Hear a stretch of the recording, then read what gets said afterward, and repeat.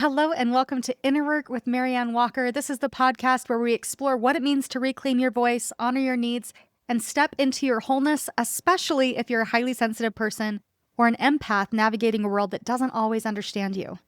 This week, we're going to be exploring the lie that time heals all wounds. And let me just start by saying, yes, time can be a factor in your personal healing, but it's not the only factor, and it's definitely not the most important one. Because time on its own doesn't create healing. Effort does. Now, let me just kind of illustrate this by talking about physical wounds. So yes, a broken bone will eventually heal, but it has to be set properly in order for it to heal properly. Yes, a scratch or a cut will heal on its own, but if it's not cleaned and bandaged properly, it could get infected. And even a mild injury can leave lasting damage if it's not tended to. And the same is true for our emotional wounds. You can wait all that you want, but if you're not acknowledging the pain, processing it, and tending to it, and being really intentional about how it is that you want to move forward, then you might just be sitting in the wound and not necessarily healing it. And just as a broken bone that hasn't been set will mend over time, it might not heal properly without getting the care and attention that it needs. And the same is true for our emotional wounds. In fact, many who are hoping that time will heal all wounds are actually adopting coping mechanisms rather than actually developing the tools needed for true and lasting healing. This might look like numbing out with social media, returning to unhealthy patterns, relationships, or addictions, or even ruminating for an extensive amount of time. We think that this is going to create healing over time, but while time is in fact passing without intentionally creating healing, then we may remain stuck. And when the healing isn't taking place, then we may often find ourselves back in the very situation that we're trying desperately to leave in the past. We're going to be repeating those same things until the wound is tended to. Because the truth is that time without intention is just time.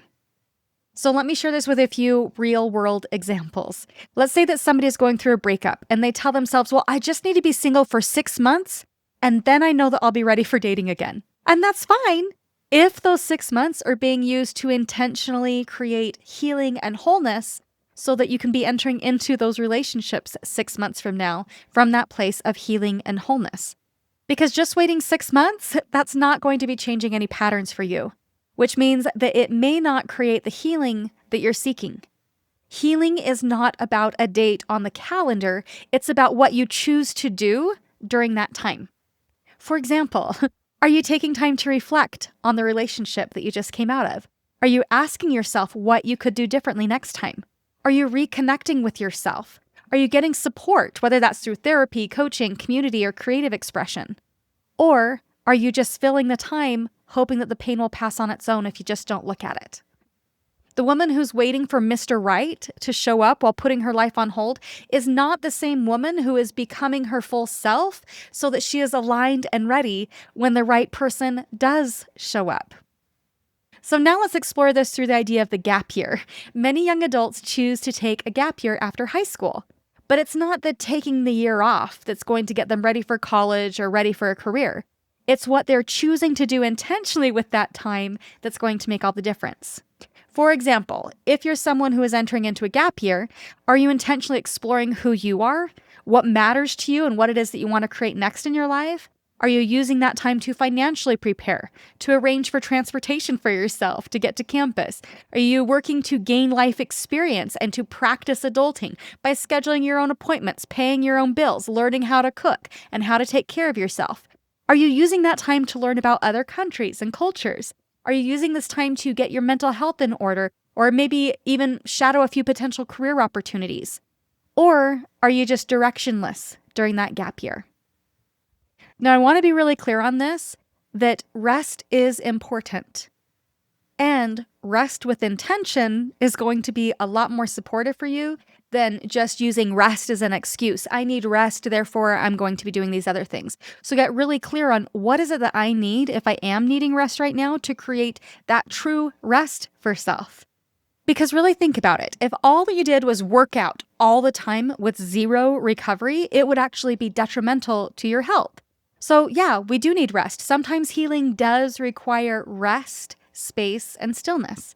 It can be so important for our healing. And just like the bone needs to stay in a cast so that the body can repair itself, then sometimes our emotional system does need time to reset. Time where it isn't going to be jostled or handled. It just needs to just be. But true rest and recovery is different from just letting the time pass and essentially avoidance, right? There's a difference between rest and avoidance, and get really clear on what it is that you're currently doing. Intentional rest and recovery is very different from just hoping that time alone will do the trick. True healing happens when you partner intention with time, when you intentionally give your nervous system space to create personal safety, when you intentionally seek out support from those with the tools and experience that can help and support you, when you intentionally get honest with yourself about how it is that you got here, what you need right now, and what you might need to heal moving forward. When you intentionally stop outsourcing your healing to the calendar, telling yourself, oh yeah, time heals all wounds, I just need time. And instead, you start intentionally tending to your wounds. So here is your challenge for this week. Is first I want you to really think about, okay, what is it that I really want right now? And then ask yourself, how am I avoiding doing the work? Now, this could be big things or small things. For example, this last week, I was really avoiding calling the doctors to set up a physical for myself. It's been a while since I've been into the doctors, and I was going to call them on Friday. I put it off until Monday. I was definitely avoiding it. So maybe it's something like that, is just making that phone call for your own self-care. Maybe it's starting a workout routine, healing from a past relationship, working towards that career, healing from childhood wounds, or just doing that deep soul work that you know needs to be done. But identify one area of your life where you're not necessarily doing the work that needs to be done in order to get what it is that you're seeking. And then ask yourself, in what ways am I avoiding doing the work? Just notice it for yourself. You do not have to guilt yourself, but just notice, okay, what am I doing here? Guilt and shame, they always want to hide. So guilt and shame are not helpful here. Okay, so once you've identified where it is that you want to go and how it is that you might be avoiding it, rather than shaming yourself and creating that hiding and resistance, just ask yourself, okay, where am I avoiding doing the work? Be really honest with yourself about where you might be avoiding and just thinking, oh yeah, someday I'll get around to it. Okay, someday means that you're allowing time to pass and thinking that time is going to fix it for you. So put it on the calendar if it is important to you and make it tangible how it is that you're working towards this, how it is that you're creating that healing for yourself. Then ask yourself, how can I use this time to intentionally support my growth and healing? Let's say that it's 6 months from now that you have this deadline for yourself. Okay, well, I do want to be very intentional. I want to go back on the dating scene in 6 months. What is it that I want to do very intentionally for this next 6 months so that I'll be ready? Okay, I'm going to be taking a gap year. What is it that I want to intentionally do during this time so that I can be ready? Okay, be very intentional about what is it that I need right now and how can I be working towards my own personal growth and healing? Another question could be, what is one thing that I can do proactively to create healing for myself? So maybe this means implementing an intentional self-care practice. This might mean joining a book club. It might mean going more regularly to the local gym. It might mean booking a 6-week package with me. It may be intentionally seeking out community support, reaching out to that person that's been on your mind and seeking what wisdom they may have for you. It might mean starting a meditation practice, learning a new skill, doing that one thing that you've been putting off until it's a better time. But just pick one thing that you can do right now that would support your healing. Again, this could be big or small. Just pick one thing.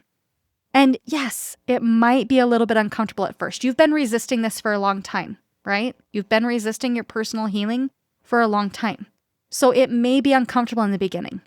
I mean, let's be honest, like if you broke your bone and you go into the doctors, nobody loves getting their bones set after a break. It's uncomfortable. But the relief that comes from doing your own healing work, from taking that initiative to finally make that progress, even when it's a little bit uncomfortable, it's amazing. So yes, time can bring healing, but you can 10x your personal healing by becoming more intentional about how it is that you choose to use your time as you heal. Now, if this episode has resonated with you, I want you to know that I do currently have a few spots opening up in my 6-week coaching program. This is a program specifically designed for highly sensitive people, and it's for those that are wanting to become more intentional about their healing. They're ready to commit. They're ready to create change for themselves. As I said, I do offer 6-week packages, and honestly, 6 weeks of time with intentional coaching can be so healing.